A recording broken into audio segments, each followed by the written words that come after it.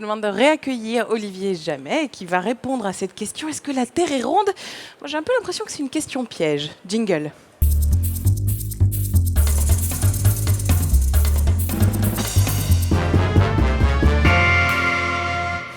Bien,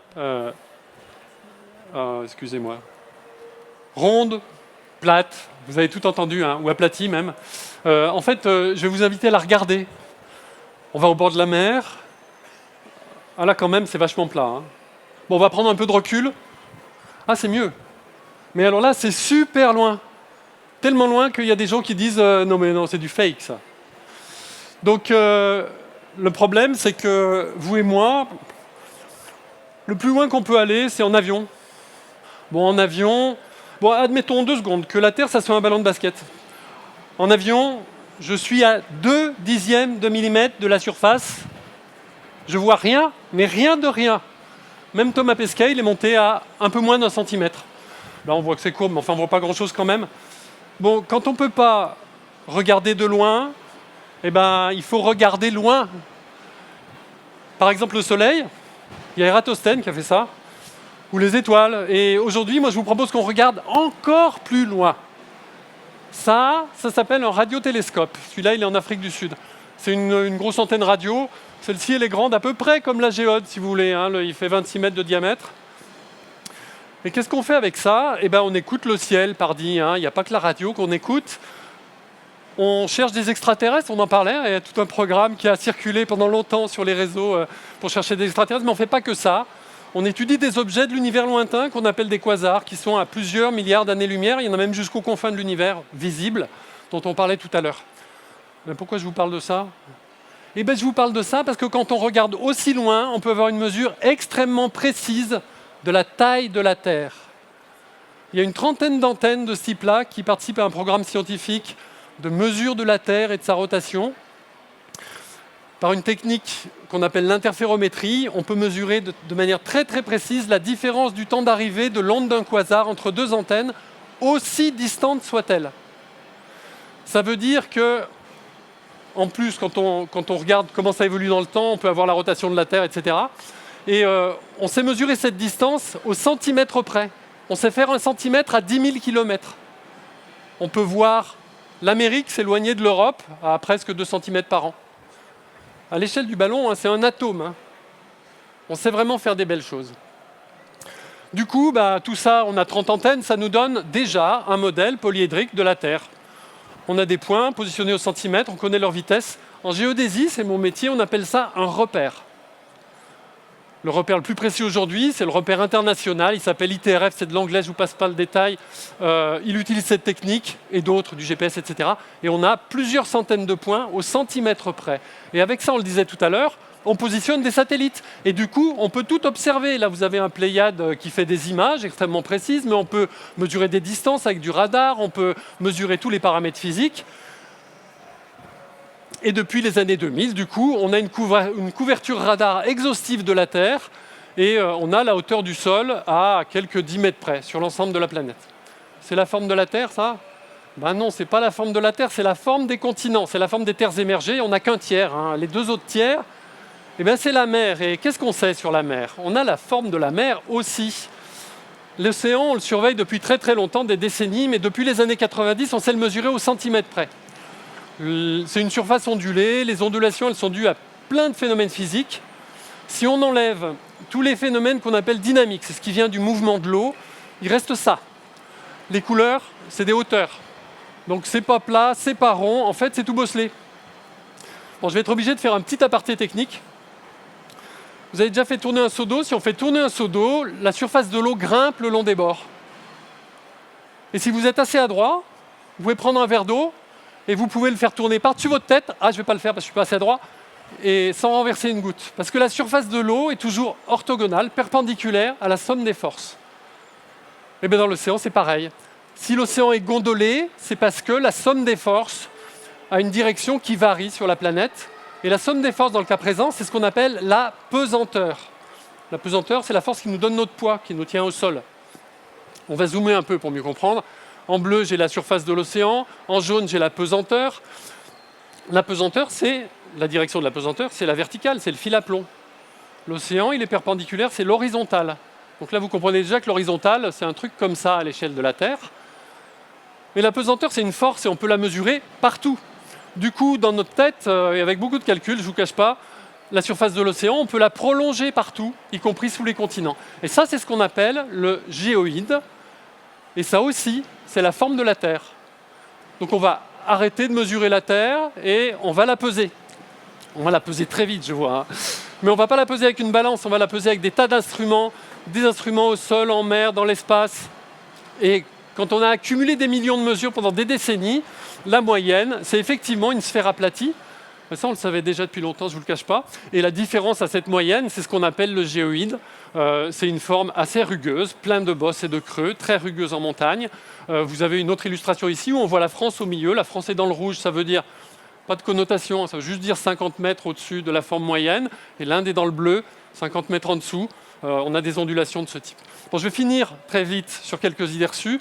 On mesure aujourd'hui la forme de la Terre avec des GPS. C'est faux, vous avez compris que la forme de la Terre, c'est la forme de son champ de pesanteur. La Terre, c'est une patate. Alors ça, on aime bien cette figure parce que, en fait, le géoïde, on aime bien le regarder à l'échelle de la Terre parce qu'il nous indique des choses qui se passent à l'intérieur. Mais évidemment, c'est très, très exagéré. Le géoïde, c'est plus ou moins 100 mètres, c'est zéro à l'échelle de la taille de la Terre. La Terre est aplatie, je l'ai dit. Elle est aplatie, mais pas tant que ça. À l'échelle de mon ballon, c'est un demi-millimètre de chaque côté. Je crois qu'on peut faire de la compète avec quand même, il est sphérique. Et pour finir, la Terre est plate. Mais oui, bien sûr que la Terre est plate. De près, elle est plate, comme cette photo du ballon de basket qui vient conclure cette intervention. Merci beaucoup. Merci Olivier. Je reprends mon ballon quand même, mais je laisse la télécommande. Ne vous inquiétez pas, ne vous échappez pas si vite. Allez donc au bar de la science rejoindre Fred. Voilà, j'apporte la Terre.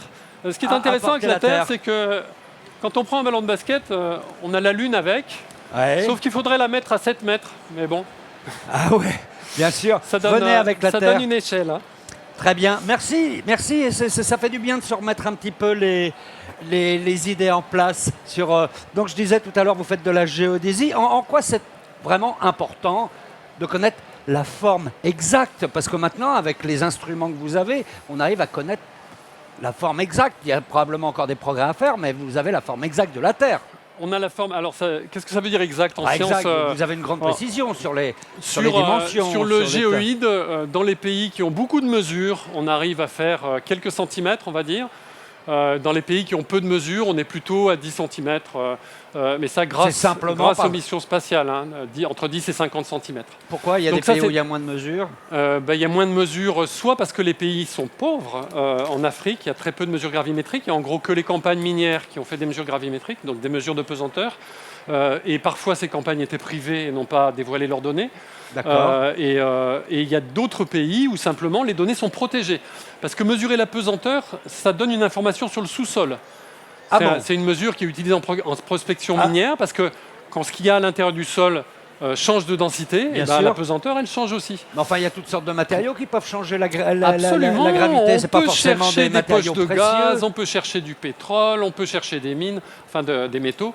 Donc ça relève souvent donc c'est une mesure, et il y a certains pays qui classifient cette mesure et qui ne la publient pas. Mais vous, à l'IGN, par exemple, si vous voulez mesurer vraiment avec une grande précision la forme, là où se situe la France, ça a quelle utilité précisément? Donc l'utilité précise, c'est d'avoir ce qu'on appelle une référence d'altitude. Vous l'avez compris, le géoïde, c'est une surface horizontale.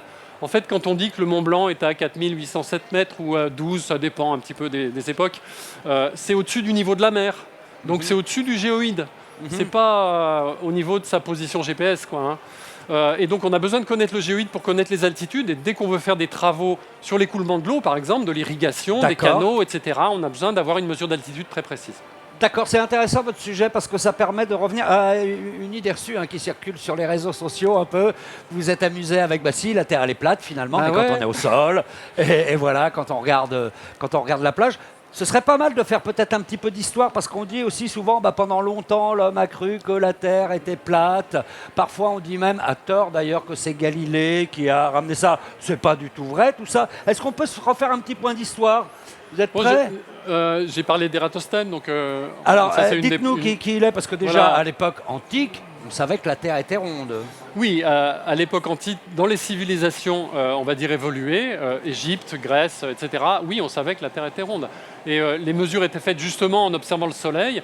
Eratosthène, c'est quelqu'un qui habitait en Égypte et qui s'est aperçu que en fait, le Soleil arrivait à la verticale d'un puits à Syène, qui est une ville d'Égypte. Ça s'appelle Assouan aujourd'hui. Voilà, à Souan. Ouais. Et en fait, il s'est dit, je vais aller voir comment ça se passe au Caire. Et quand il a comparé les deux, il a mesuré la distance avec le Caire et il s'est dit, tiens, la Terre, elle a à peu près cette taille. C'est la bonne démarche. Aujourd'hui, on a des réseaux sociaux, on peut faire des observations à l'échelle mondiale, même en tant que citoyen.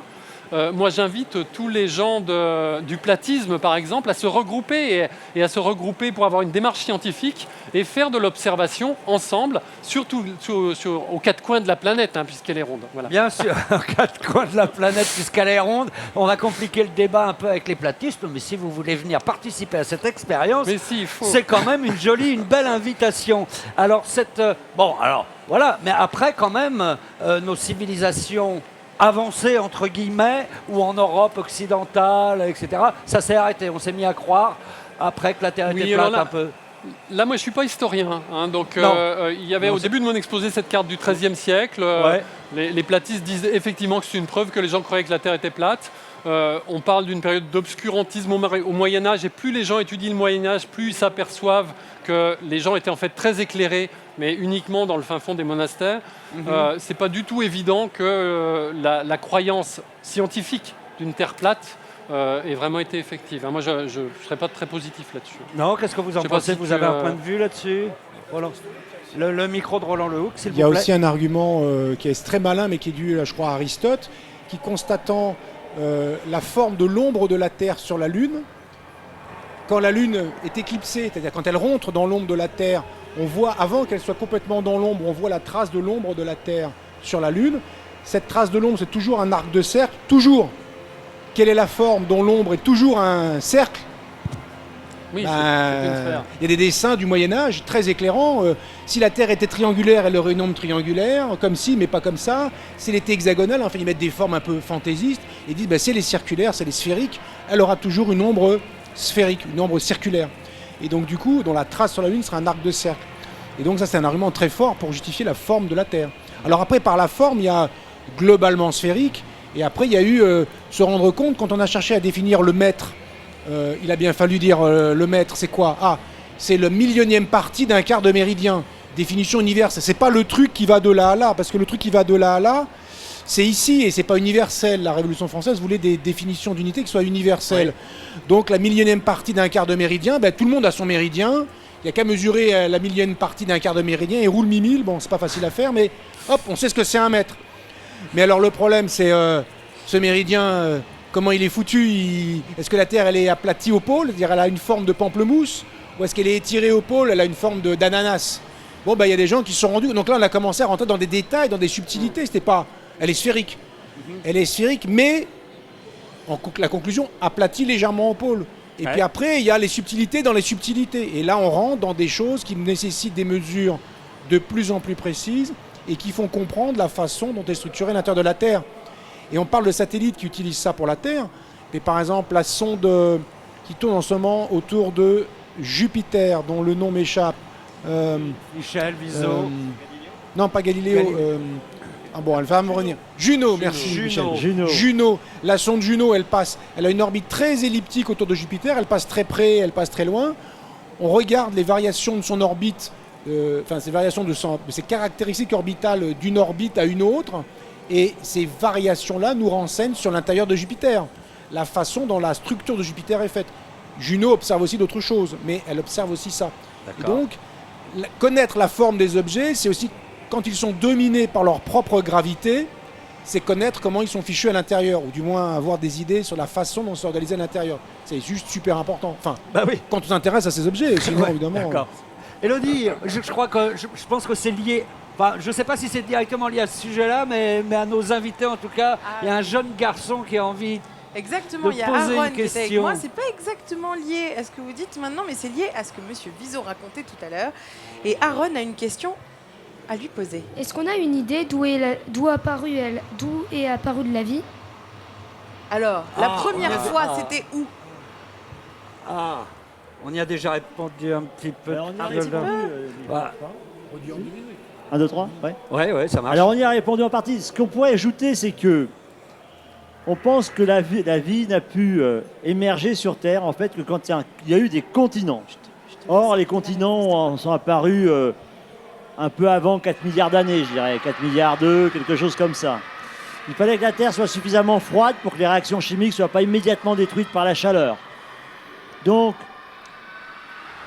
et les continents le continent, c'est donc une partie de Terre qui sort de l'eau, hein, importante. Les continents qui existaient il y a 4,2 milliards d'années, c'est absolument pas ceux qu'on connaît aujourd'hui sur Terre. Donc je ne peux pas dire que c'était en Amérique ou en Afrique ou en Europe ou ailleurs.